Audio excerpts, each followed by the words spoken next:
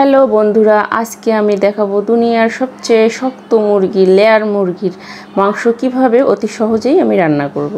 একটা আমি fry pan নিয়েছি, সেখানে হাফ কাপ পরিমাণে তেল দিয়ে দিলাম। তেলটা হালকা গরম হয়ে আসছে। এ পর্যায়ে আমি দারচিনি, বড় এলাচ, ছোট এলাচ, লবঙ্গ আর গোলমরিচ দিয়ে দিলাম। এটা দিয়ে কয়েক সেকেন্ড নেড়ে একটু ভেজে নিব।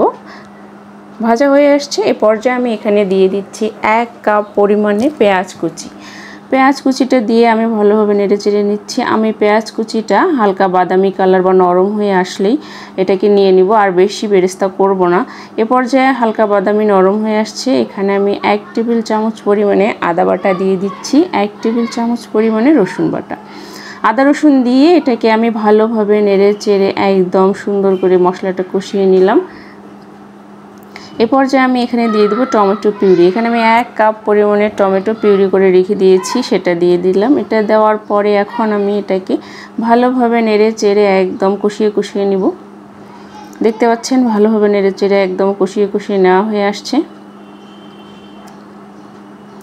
এ পর্যায়ে আমি এখানে দিয়ে দিচ্ছি জিরার গুঁড়ো 2 চা চামচ পরিমাণে, মরিচের গুঁড়ো 1 টেবিল চামচ পরিমাণে, ধনে গুঁড়ো 1 চা চামচ পরিমাণে, হলুদের গুঁড়ো 1 চা চামচ পরিমাণে, লবণ দিয়ে দিচ্ছি আমি 1 টেবিল চামচ পরিমাণে। লবণটা আপনারা আপনাদের টেস্ট মতো নিয়ে নিন।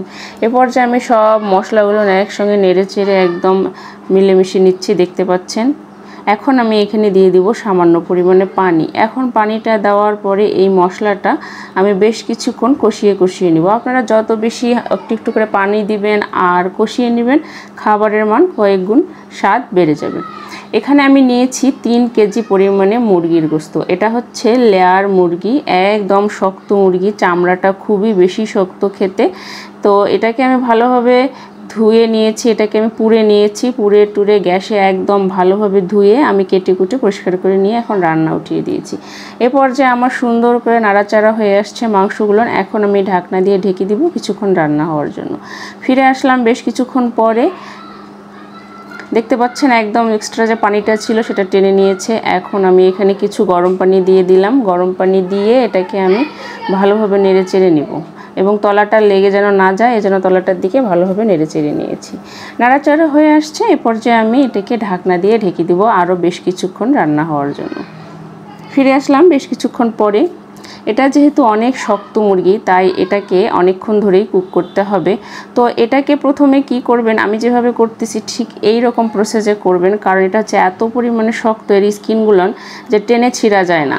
এটাকে আমি কিভাবে নরম করব, এটাকে আমি একদম প্রথমে হাই হিটে দিয়ে রান্না করে নিব। তারপর কষিয়ে এটাকে আমি গরম পানি দিব। অবশ্যই আপনারা এটাকে গরম পানি ব্যবহার করবেন। তারপরে গরম পানি দেওয়ার পর যখন একদম গরম পানিটা কিছুক্ষণ জাল হয়ে আসবে, ফুটে আসবে, তখন জালটা একদম স্লো করে দিবেন। একদম স্লো করে দেওয়ার ফলে এটা একদম সুন্দরভাবে আস্তে আস্তে জাল হবে। এই স্লো করে দেওয়ার পরে আপনারা এটাকে 10-15 মিনিট জাল করবেন। গরম পানি দিয়ে দিয়েছি, নাড়াচাড়া হয়ে আসছে। এ পর্যায়ে আমি দিয়ে দিচ্ছি যে মুরগির মধ্যে যে ডিম আর কলিজা ছিল, সেই ডিম আর কলিজাটা আমি এখানে দিয়ে দিচ্ছি। এখন যেহেতু পানি দিয়ে দিয়েছি, এখনই দেওয়ার পারফেক্ট সময়। দিয়ে আমি একদম ভিতরের দিকে এটাকে একদম দিয়ে দিচ্ছি ডিমটাকে। আমার ভিতরের দিকে দেয়া হয়ে আসছে, দেখতে পাচ্ছেন।